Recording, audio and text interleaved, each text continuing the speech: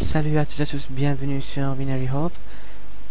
Dans la vidéo précédente, je vous ai appris comment créer une structure. Dans cette vidéo, je vais vous montrer comment on va bien utiliser notre structure. Donc, j'ai créé la structure étudiant composée d'un ID, de nom, prénom et de la note. J'ai utilisé la clause typedef pour renommer Stacks étudiant par étudiant, et dans la fonction main, dans la fonction principale, j'ai déclaré une variable de type j'ai instancié une instance qui s'appelle étudiant de la structure étudiant. Le seul problème que nous avons ici, c'est que les membres de cette variable là ne sont pas initialisés. Elles ont des valeurs indéterminées. Pour bien créer une structure, on utilisera de préférence une fonction qui aura comme paramètre les valeurs qu'on utilisera pour initialiser les membres d'étudiants et qui retournera une valeur de type étudiant, qu'il s'agit d'une instance de type étudiant initialisée. Donc, j'écris, je vais nommer ma fonction init étudiant. Comme j'ai dit, elle retourne une valeur de type étudiant. Et là, nous avons les valeurs que je donnerai aux membres de l'instance que je vais déclarer ici.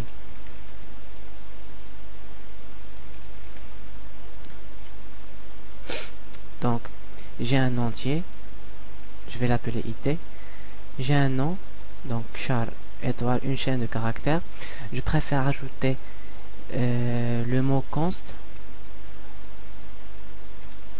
parce que cette chaîne de caractères ne sera pas modifiée, mais juste copiée. Aussi là, const char étoile prénom.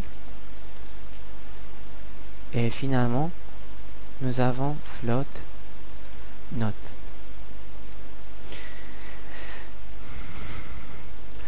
Pour accéder aux membres de la variable étudiant,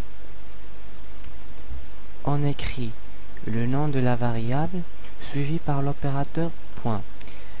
Cet opérateur là nous permet d'accéder à un membre de la variable étudiant. Par exemple, j'aimerais accéder à la variable au membre ID, donc j'écris ID. Et maintenant, je lui donnerai la valeur du paramètre ID ici.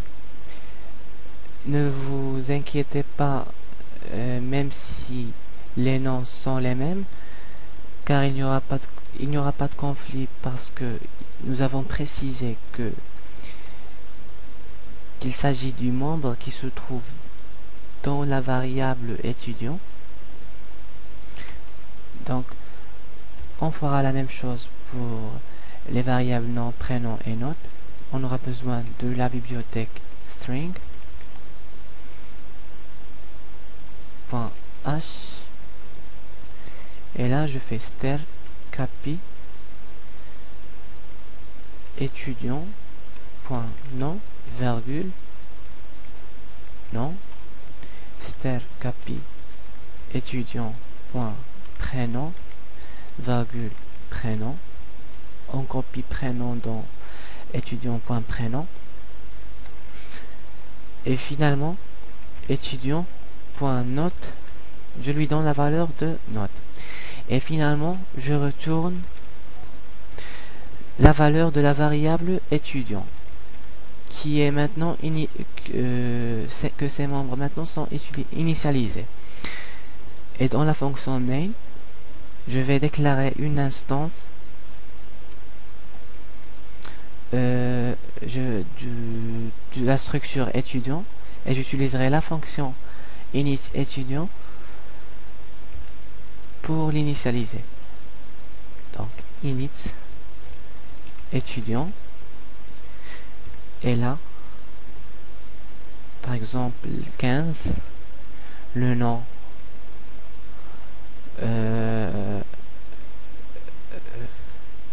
de bois. Et là, Catherine,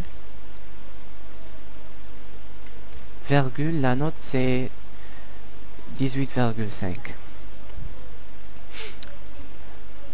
On va essayer d'afficher les valeurs des membres de la variable étudiant. Donc printf, pourcentage, donc non, pourcentage S,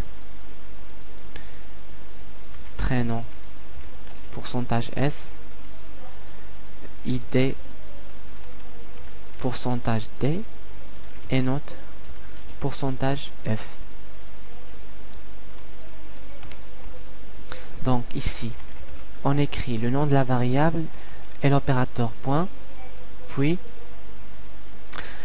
le membre concerné.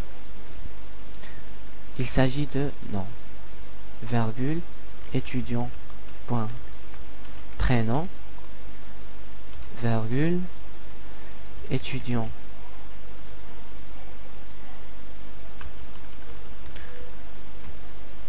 Je retourne à la ligne, étudiant, point.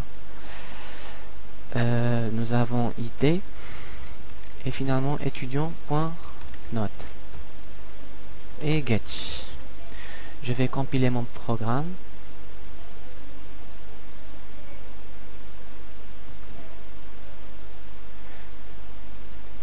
Exemple, pensez.